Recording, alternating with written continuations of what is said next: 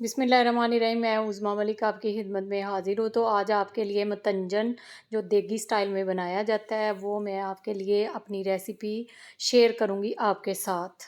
तो मैं अपने तरीके के साथ बताऊँगी आपको कि मैं किस तरह बनाती हूँ घर में मतंजन, ठीक है? तो ये देखिए जी, बाज़ लोगों से कलर मिक्स हो जाते हैं और दम ज़्यादा लग जाता है, तो ये बनते हैं सेला चावल के साथ मतंजन बनाया जाता है, ठीक है? दूसरे चावल लेंगे तो वो मिक्स हो जाते हैं, ज़्यादा गल जाते हैं। तो ये देखिए जी, चले जी रेसिपी स्टार्ट करते हैं।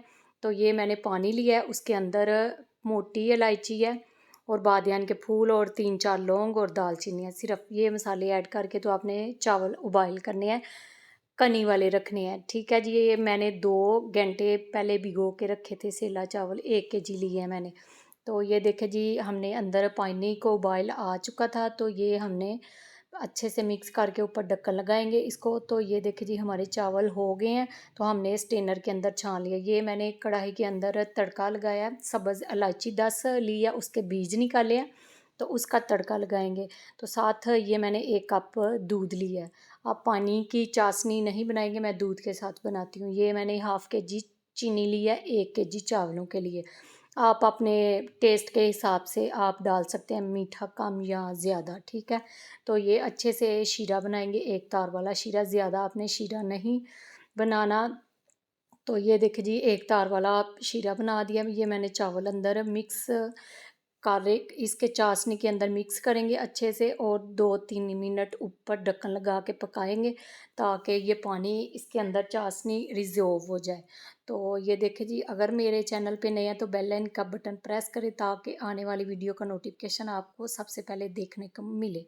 तो ये 3 कटोरियों के अंदर हमने 2-2 चम्मच चावल लिया और ग्रीन और रेड कलर और येलो कलर, मैं चुटकी भर कलर इसमें मिक्स करूँगी। इस तरह आप कलर इसके अंदर डाल के मिक्स करके चावलों के अंदर तो अंदर डालेंगे, ये कभी कलर मिक्स नहीं होंगे। इस तरह आप डालेंगे, क्योंकि कलर अगर डिबो के डालें तो ये डल हो जाते हैं। आप इस तरह डालेंगे तो ये नट्स हैं मेरे पास, तो इसको 2 टेबलस्पून मैंने घी लिया है, तो उसके अंदर इसको रोस्ट करेंगे हम, ताकि क्रंची फ्लेवर इनका आए।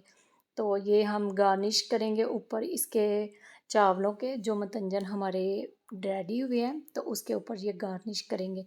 ये देखिए जी, ये दम लगाएंगे हम, पानी इसके चाशनी अंदर रिजॉल्व हो चुके हैं। ये 3 कटोरी थी, ये मैंने 3 जगह पे डाल दिया वैसे कटोरी ऊपर, ठीक है।